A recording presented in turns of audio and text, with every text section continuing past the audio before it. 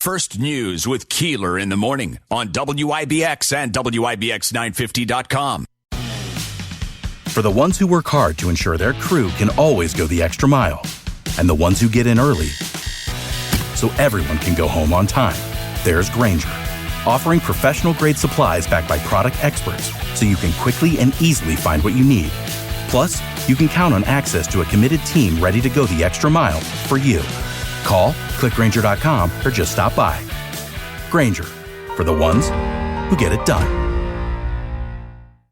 Bob Scholefield is with MVHS. Of course, he's been really accessible to us through the entire process of the hospital downtown and the progress. And, of course, if you've seen the photos, Andrew, it's up on our website, right? WIBX950.com. It's a photo gallery that included our tour, walking through the construction site and seeing everything.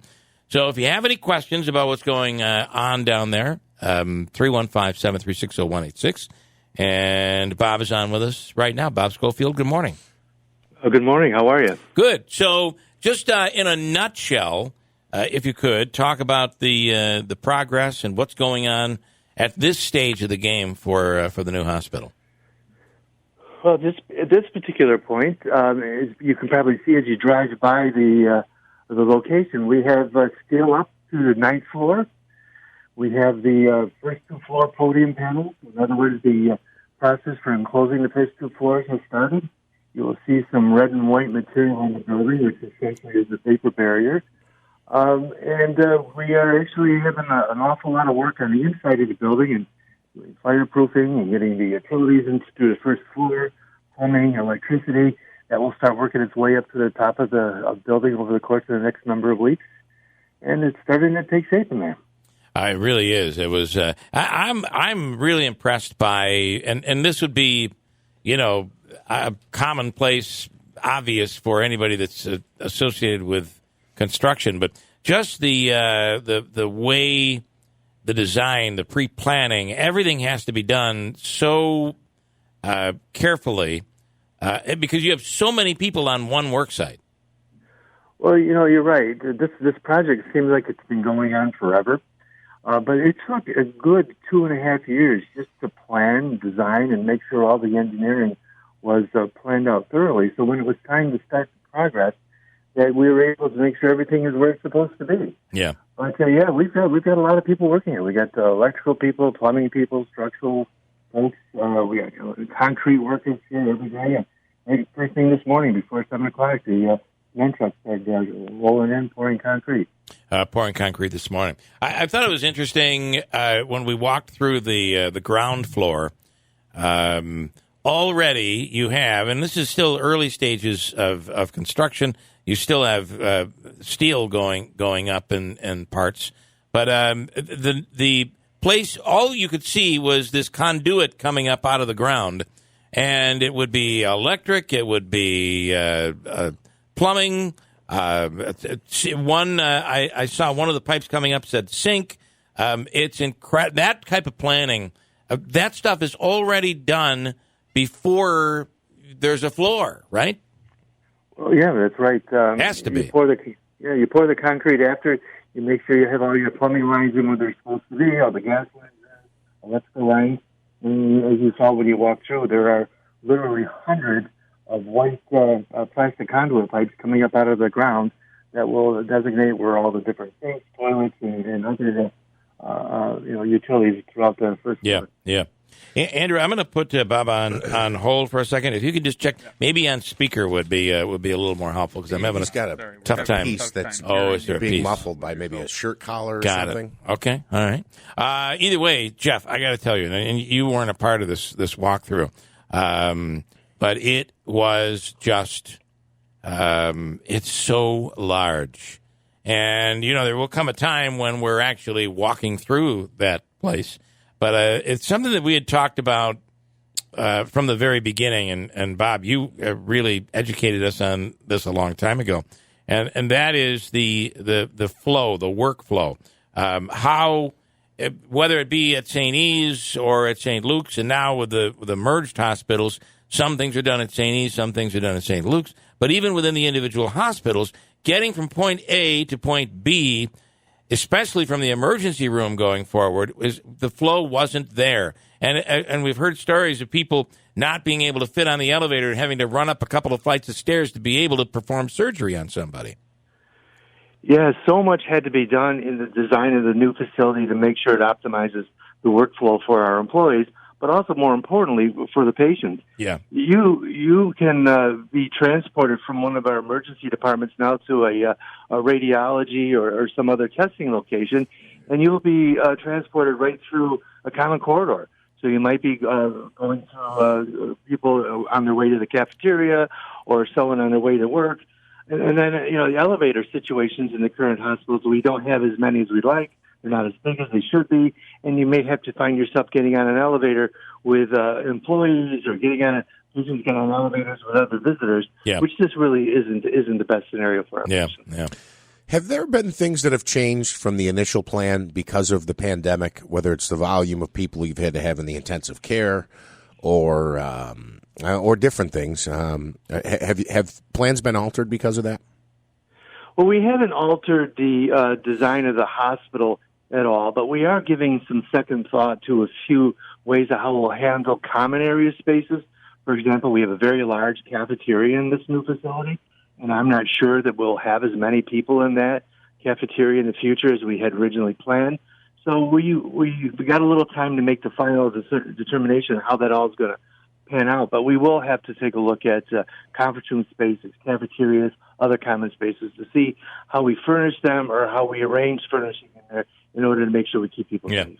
And what about and I know we've talked about this on the air, but just to reiterate, because people have been asking, as the picture was floating around on social media, it looked like a walkway was going over to the City Hall garage, which is a parking garage under City Hall. That's not really, that isn't not really the case. It's not the case, right? It's to a building that's really going to feed the hospital. Right. There's a walkway that goes from the hospital over to the building across Columbia Street that we own, which used to be the Mohawk Medical Equipment Building. So in that other building across Columbia Street, we'll house some of our departments. There'll be no patient care in that building, so no patients will go across the walkway. But that walkway will be exclusively for the use of our employees going between the hospital and that building. Our supplies will be kept in there. We'll have computer equipment over in that building. So that's a way of getting things across. But also, probably more importantly, many of the utilities that feed the building will go through that walkway as well. So that will not be a public walkway to go from the hospital to City Hall or to the Kennedy parking garage. All right.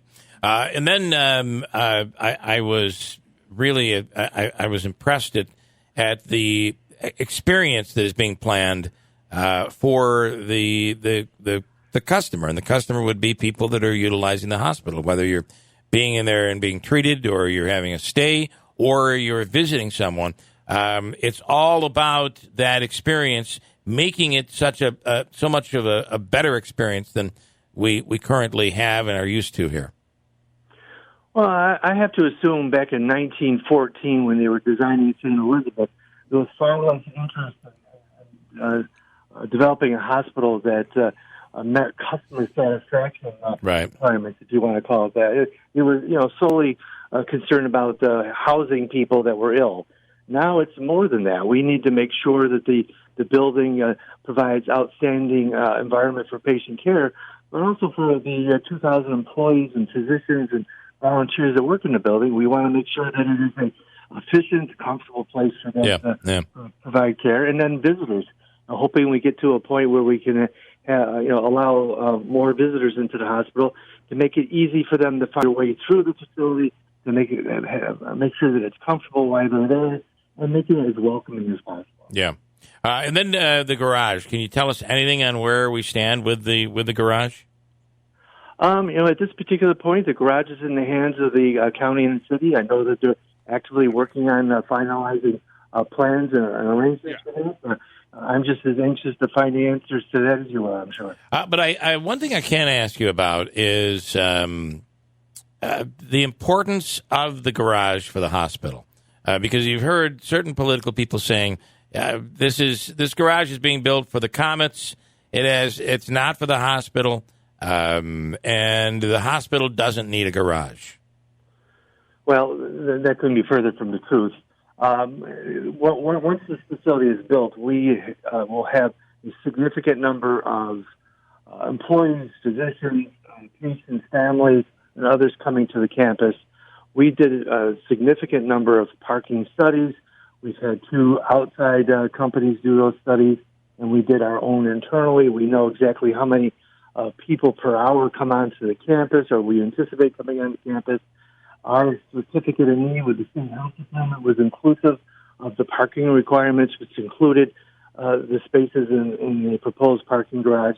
So, yeah, that parking garage, although has some public benefits for the city and the county as well, but a good portion of that garage is necessary for MVHS to provide spaces for its employees. And I got to tell you, just as somebody who left the hospital, and I wasn't feeling like I could jog around. That's for darn sure. I had pain, and as I left, I was at St. E's. My wife was able to drive right up to the door in a garage. It was in the middle of the winter. So much more convenient. And then if you look over at the way it works, bringing everybody outside down into the lobby over at St. Luke's, this just completely.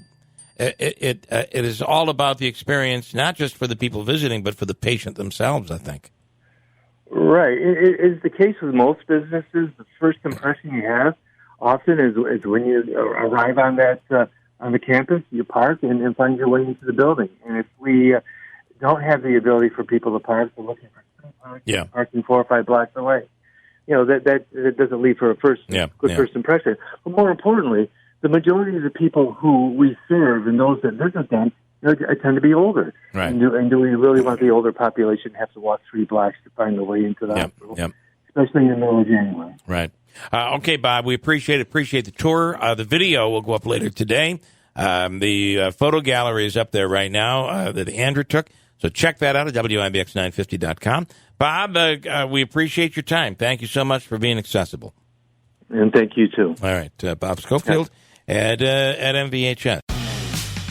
For the ones who work hard to ensure their crew can always go the extra mile, and the ones who get in early so everyone can go home on time, there's Grainger, offering professional-grade supplies backed by product experts so you can quickly and easily find what you need. Plus, you can count on access to a committed team ready to go the extra mile for you.